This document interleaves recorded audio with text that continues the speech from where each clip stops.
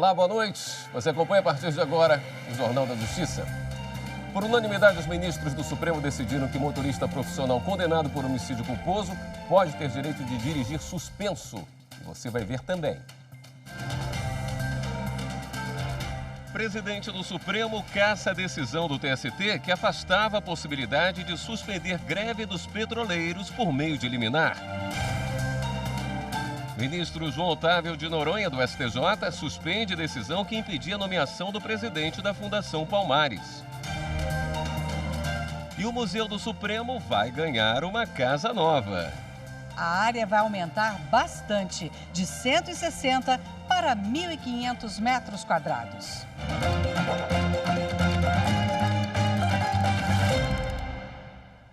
Quarta-feira, dia de sessão plenária no Supremo Tribunal Federal, tivemos decisões com repercussão geral em processos sobre imunidade tributária e também a respeito da suspensão da carteira de habilitação de motorista profissional.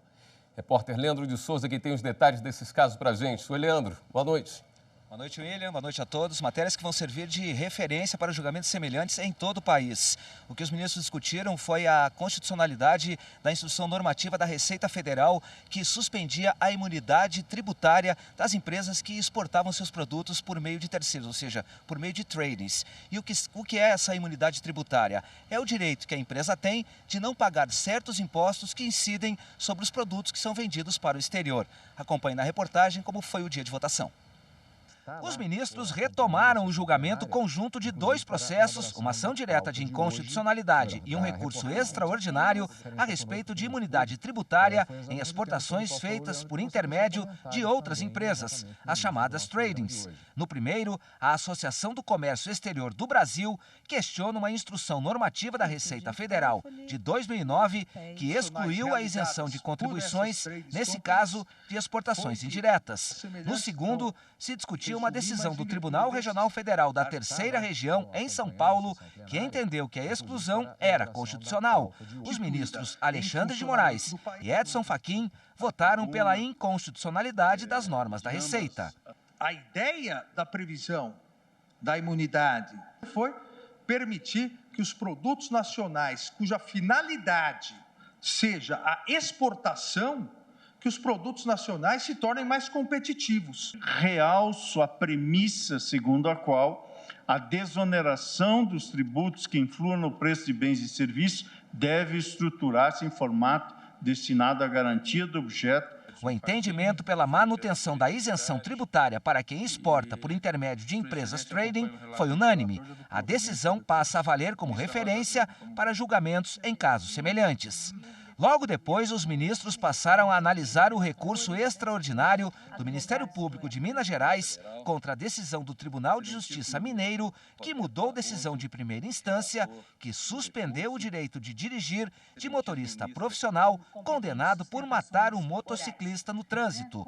O TJ de Minas Gerais entendeu que a suspensão da habilitação afetaria o direito ao trabalho do motorista. Mas o Ministério Público de Minas Gerais defendeu a reforma da decisão pelo STF por entender que não existe, na lei, diferença entre o motorista profissional e amador. Está amparado pelo maior desvalor da conduta negligente que se deve debitar ao motorista profissional. Porque dele se exige maior preparo, eles têm que fazer cursos de aperfeiçoamento rotineiros para manter a habilitação, e eles vivem boa parte da vida deles no trânsito. O relator, ministro Luiz Roberto Barroso, aceitou o recurso do MP pela reforma da decisão do TJ Mineiro. Ele entendeu que o direito ao trabalho não é absoluto. Ainda de acordo com Barroso, a lei deve individualizar a pena, como fez o Código de Trânsito Brasileiro. E, por fim, que a aplicação da suspensão do direito de dirigir é medida proporcional. Suspender a habilitação é um meio que não é excessivo nem absurdo, porque é por prazo determinado, e acho que a proporcionalidade em sentido estrito, porque esta pessoa fica impedida de dirigir e não de trabalhar, e, portanto, terá, eu sei que o mercado de trabalho nesse momento é um problema, mas ele não está impedido de trabalhar em qualquer outra atividade. Por unanimidade, os ministros acompanharam o voto do ministro relator Luiz Roberto Barroso. E no final foi aprovada a tese de que é constitucional a aplicação da pena de suspensão da Carteira Nacional de Habilitação a motoristas condenados por homicídio culposo. William. Obrigado pelas suas informações, Leandro. Quem também acompanhou os trabalhos na sessão de hoje foi a consultora jurídica da TV Justiça, Karina Zucolotto. Boa noite, Karina. Boa noite, William. Karina, prazo para o TCU analisar casos de aposentadoria foi retomado na sessão de hoje, mas ainda deve ter que voltar na semana que vem, né? Deve voltar, aliás, na semana que vem. O julgamento foi adiado a pedido do relator ministro Gilmar Mendes, que já havia votado quando do início desse julgamento em outubro do ano passado. No ano passado, os ministros começaram a discutir efetivamente a partir de que momento se conta o prazo de 5 anos para que o Tribunal de Contas da União possa analisar aqueles casos, aqueles decretos de concessão de aposentadoria a servidor com base no princípio da legalidade. E é essa a discussão que veio para o plenário hoje com a sequência do julgamento e o voto apresentado do ministro Edson Fachin. Mas vamos entender um pouquinho sobre esse caso. Trata-se de um servidor que em 1997 obteve a sua aposentadoria, mas que só em 2003, ou seja, 6 anos depois do ato concessivo da aposentadoria, é que o Tribunal de Contas da União verificou um vício na concessão dessa aposentadoria e acabou anulando esse ato. Então, 6 anos depois, o Tribunal de Contas anula a concessão, essa aposentadoria que havia sido dada ao servidor. A pergunta é: o prazo de 5 anos teria sido extrapolado e, portanto, o Tribunal de Contas não poderia anular ou permanece a decisão do Tribunal de Contas? São essas as perguntas que pretendem ser discutidas e analisadas pelos ministros do Supremo nesse recurso extraordinário. Para o ministro Gilmar Mendes e ministro Alexandre de Moraes, que acabou seguindo na mesma linha de raciocínio, o prazo de 5 anos deve ser contado a partir do momento em que o processo para análise entra no Tribunal de Contas da União. Mas esse não foi o entendimento exarado hoje pelo ministro Edson Fachin, que entendeu que o prazo deve ter o início da contagem lá da publicação do decreto que concedeu a aposentadoria e que, portanto, nesse caso concreto, já ultrapassaria 6 anos, devendo ser preservado o ato de aposentadoria, ainda que declarado ilegal pelo Tribunal de Contas da União, em razão do princípio da segurança jurídica. Mas, como a gente disse, esse julgamento ainda não foi encerrado. Mais uma vez, adiado o julgamento para o retorno dele na próxima sessão da quarta-feira à tarde, já que pela manhã nós teremos também sessão plenária. Então, já fica marcado, agendado esse tema na semana que vem no Direto do Plenário. Mas tem sessão nessa quinta-feira? Amanhã tem sessão, a partir das 14 horas a gente acompanha e na semana que vem nós teremos 3 sessões plenárias em razão do feriado do Carnaval. Ok, Karina, obrigado. No próximo bloco, a STJ mantém condenação do policial militar envolvido na morte da juíza Patrícia Scioli. Poder organizar o Estado, organizar a sociedade e dar à sociedade direitos iguais a todos.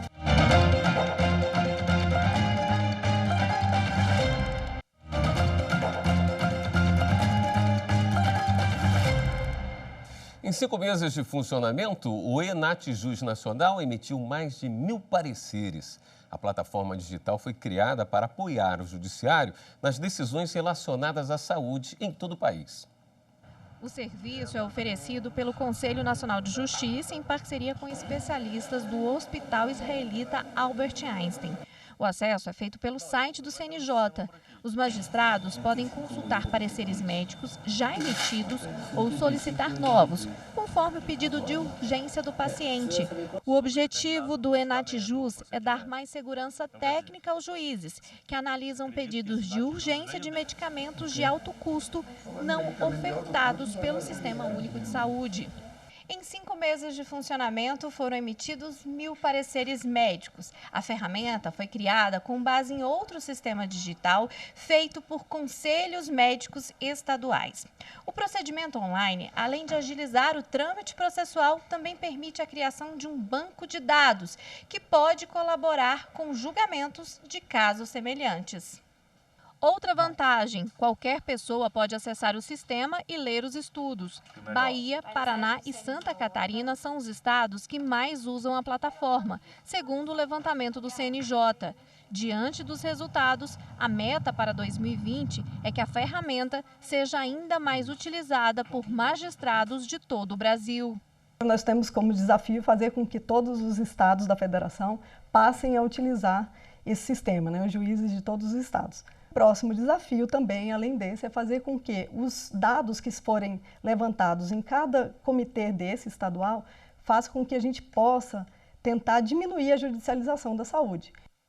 O Tribunal Regional Federal da Primeira Região em Brasília negou ao militar pedido de transferência para a reserva remunerada. Isso porque ele responde a uma ação penal. O suboficial da Marinha do Brasil buscou o Tribunal Regional Federal da Primeira Região na tentativa de conseguir a transferência para a reserva remunerada. Alegou que tem direito líquido e certo porque possui mais de 30 anos de serviços prestados. Mas, ao analisar o caso, a primeira turma do TRF1 negou o pedido do militar porque ele está respondendo a uma ação penal. A relatora desembargadora federal Gilda Sigmaringa Seixas destacou que o impedimento decidido pela Marinha encontra fundamento na Lei 6.880 de 1980. Um dos dispositivos da norma proíbe a concessão de transferência para a reserva a pedido a quem esteja respondendo o processo. O Superior Tribunal de Justiça mantém condenação do policial militar envolvido na morte da juíza Patrícia Scioli. O policial militar Daniel Santos Benites Lopes é acusado de participar da morte da juíza Patrícia Scioli em agosto de 2011. Ela foi assassinada com 21 tiros em uma emboscada na frente de casa em Niterói. Condenado a 36 anos de prisão, o PM recorreu ao STJ contra a decisão do Tribunal de Justiça do Rio de Janeiro, que não admitiu o recurso especial dele e de outros 2 militares acusados do homicídio. Nesses recursos, os policiais pretendiam que o STJ anulasse o julgamento do Tribunal do Júri, que condenou todos eles pelo crime de homicídio qualificado por motivo torpe e pelo uso de emboscada. Segundo o relator no STJ, ministro Sebastião Reis Júnior, para desconstituir a conclusão das instâncias anteriores e acolher a tese de inexistência de provas para a condenação, como queria a defesa, seria necessário o reexame de provas, o que é vedado pelo STJ. O presidente do Superior Tribunal de Justiça, ministro João Otávio de Noronha, restabeleceu a possibilidade de nomeação de Sérgio Nascimento de Camargo para o cargo de presidente da Fundação Palmares. O ministro acolheu o recurso da Advocacia Geral da União e derrubou a decisão do Tribunal Regional Federal da 5ª Região. Para o presidente do STJ, houve uma interferência indevida do Judiciário em ato exclusivo do Executivo.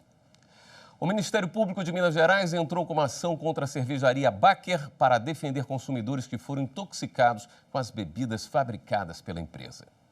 O Ministério Público de Minas Gerais quer o bloqueio de bens da empresa para que eles sejam utilizados em indenizações. O MP pede ainda que a cervejaria seja obrigada a arcar com o tratamento médico e psicológico das vítimas e que crie um canal para informar clientes sobre o que fazer diante dos riscos de danos. O Ministério Público informou que a cervejaria Baker não cumpriu o acordado extrajudicialmente, negando apoio aos consumidores que ingeriram as cervejas colocadas no mercado de consumo. A Promotoria de Defesa do Consumidor de Belo Horizonte vai continuar investigando o caso. E a seguir, o Museu do Supremo Tribunal Federal, mais tarde, cara nova. Justiça é a forma como nós devemos agir uns com os outros, de uma forma igual, onde a nossa consciência moral fala mais alto. Aquilo que nós não queremos para nós, nós não queremos para o outro também.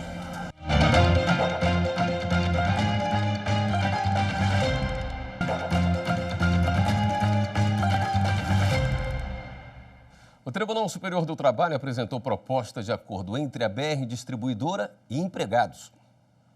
A proposta da vice-presidência do TST prevê o pagamento de indenização de R$ 6 mil em favor dos empregados hipossuficientes. A razão é a mudança de database e as perdas geradas devido ao reenquadramento dos empregados em convenção coletiva de trabalho diferente da anterior. A parcela deve ser paga até 15 dias após a assinatura do acordo. A BR Distribuidora, antiga subsidiária da Petrobras, foi privatizada em julho de 2019. Uma das medidas tomadas após a privatização foi a negociação para reduzir os salários e a repactuação do valor do salário fixo. A proposta cria mecanismo de compensação chamada de bônus diferido para os casos de redução salarial. A parcela corresponde à diferença entre o salário atual e o novo valor ajustado multiplicado por 12. O pagamento de 70% desse valor será feito em 15 dias, a contar do início da entrada em vigor da repactuação e 30% em março de 2021, condicionada ao alcance de metas. A proposta também estabelece limite de redução de remuneração de até 50%. Caso o empregado que tenha tido o salário reduzido seja dispensado até 24 meses após a redução, a base de cálculo para fins rescisórios será o salário anterior à mudança. Benefícios educacionais, vale-refeição e vale-alimentação do último acordo coletivo de trabalho vão ser mantidos até o dia 31 de dezembro, assim como a liberação remunerada de dirigentes sindicais. A empresa se comprometeu a assegurar plano de saúde aos empregados e a todos os atuais aposentados e pensionistas compatível com os benefícios da atual assistência médica, independentemente de negociação coletiva. Os representantes da federação e dos sindicatos vão apresentar a proposta às assembleias e devem dar uma resposta até sexta-feira, dia 14 de fevereiro. Caso seja aceito, o acordo deve ser assinado na próxima terça-feira. O presidente do Supremo Tribunal Federal tomou hoje uma decisão importante sobre a greve dos petroleiros. Nós vamos saber detalhes com a repórter Fernanda Porto, que está aqui com a gente. Fernanda, boa noite. Boa noite, William. Boa noite a todos que nos acompanham. O presidente do Supremo Tribunal Federal, ministro Dias Toffoli, restabeleceu decisão liminar do ministro do Tribunal Superior Eleitoral, Ives Granda Filho, que fixou o percentual de 90% dos trabalhos da Petrobras durante a greve dos petroleiros. O movimento começou no dia 1º de fevereiro. Na decisão, o presidente do STF justificou um possível impacto negativo na economia do país. Para o presidente do STF, é necessário equilíbrio entre o exercício do direito de greve e também a preservação dos direitos fundamentais de outros cidadãos, considerando os serviços essenciais prestados à população de todo o Brasil. Corrigindo aqui, a decisão liminar que o presidente restabeleceu foi do Tribunal Superior do Trabalho, do ministro Ives Granda Filho. William. Obrigado pelas suas informações, Fernanda. A profissão de juiz ou desembargador é considerada de risco. E para aprender a se defender de situações perigosas, o Poder Judiciário de Mato Grosso tem oferecido cursos que podem fazer a diferença no dia a dia dos magistrados. Nós vamos ver como foi um deles no interior do estado. Não só na teoria, mas também na prática é que eles aprendem. Neste curso de segurança institucional e autodefesa, promovido pelo Judiciário de Mato Grosso, em Tangará da Serra, 16 magistrados ganham mais habilidade para utilizar a arma de fogo. Cada juiz efetuou 150 disparos de arma de fogo. Ao todo, foram 2.400. A capacitação é para garantir a segurança dos magistrados no dia a dia. Nós precisamos saber nos defender e essa capacitação que vem com essa equipe especializada para isso, ela nos dá mais segurança, né, no manuseio da nossa arma, nos nossos deslocamentos de uma comarca para outra. Os instrutores são policiais militares ligados à Coordenadoria Militar do Tribunal de Justiça de Mato Grosso. As atividades também foram acompanhadas por desembargadores. A importância é justamente para trazer conhecimento a respeito não só dos riscos, né, que podem ter, mas principalmente de como se defender. Nós tivemos pessoas, magistrados, que nunca tinham pego numa arma de fogo e hoje pode manusear com total segurança e efetivamente disparar quando for necessário de uma forma bem segura e prática. O curso de segurança institucional e autodefesa foi dividido em 3 dias. Um deles foi dedicado à direção defensiva. Os juízes aprenderam várias manobras, entre elas curvas perigosas e até mesmo a de como agir em uma situação de aquaplanagem. E aí, até o tempo ajudou. Todas as atividades foram acompanhadas pelo Corpo de Bombeiros. Temos que estar preparados para qualquer momento, pode acontecer uma situação de emergência que precisamos nos portar, conduzir o veículo da maior maneira, mais segura possível.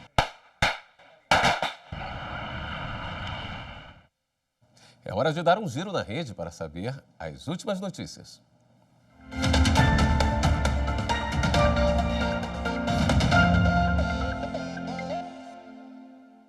Vamos até a redação do Jornal da Justiça falar com a repórter Viviane Novaes, que tem as informações. Viviane, boa noite. Boa noite, William. Boa noite para todo mundo. Olha, o Tribunal Regional Federal da 2ª Região, no Rio de Janeiro, começou hoje o julgamento de recurso de uma ação que questiona a falta de vagas para atendimentos nas agências do INSS e as falhas no programa de agendamento virtual. O relator do processo, desembargador Aloysio Mendes, votou a favor do recurso e deu 2 prazos: 45 dias para a análise dos benefícios e 90 dias para que o INSS coloque pessoas qualificadas para atender quem não consegue usar o sistema pela internet. A maioria dos desembargadores ainda precisa votar numa próxima sessão. O ministro Luiz Roberto Barroso, do Supremo, suspendeu a quebra de sigilo de perfis de 12 assessores do deputado estadual Douglas Garcia Bispo dos Santos, do PSL de São Paulo, nas redes sociais. O pedido de quebra foi feito ao STF pela Comissão Parlamentar Mista de Inquérito das Fake News no Congresso. Para o ministro, o requerimento não esclarece a utilidade das informações para investigação ou instrução probatória. E uma notícia da Lava Jato que chegou há pouco aqui na redação. A 9ª Vara Federal em Brasília bloqueou os bens de Anderson Dornelles, ex-assessor da ex-presidente Dilma Rousseff. Ele é investigado por suspeita de receber propina de R$350 mil da Odebrecht. Bem, e para fechar o giro, a gente vai mostrar uma reportagem sobre a apresentação do projeto do novo museu do Supremo Tribunal Federal. Veja aí. Esta é uma pequena amostra do acervo do museu. Os móveis e as peças decorativas vêm lá do século XIX. A sala está assim, meio desarrumada, mas por um motivo especial.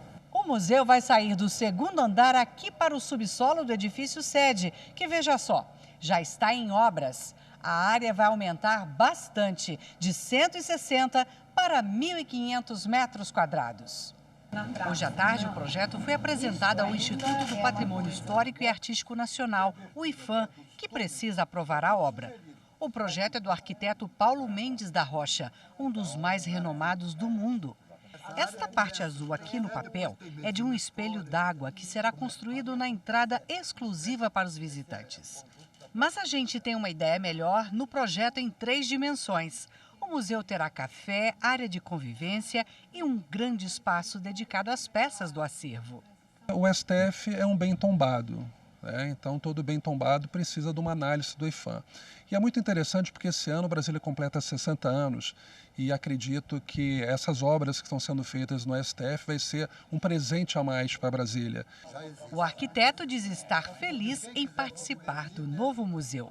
Eu era muito amigo, particularmente, de Niemeyer e fico muito feliz imaginando que ele está gostando muito. Todos nós amamos Oscar Niemeyer. Bem, a previsão é que o museu seja aberto ao público, o novo museu, em setembro deste ano. William. Obrigado, Viviane. E o Jornal da Justiça termina aqui. A gente deixa um convite para você. Mande seu recado ou sugestão de reportagem para o nosso WhatsApp, 61992606116. Uma ótima noite para você. Até amanhã.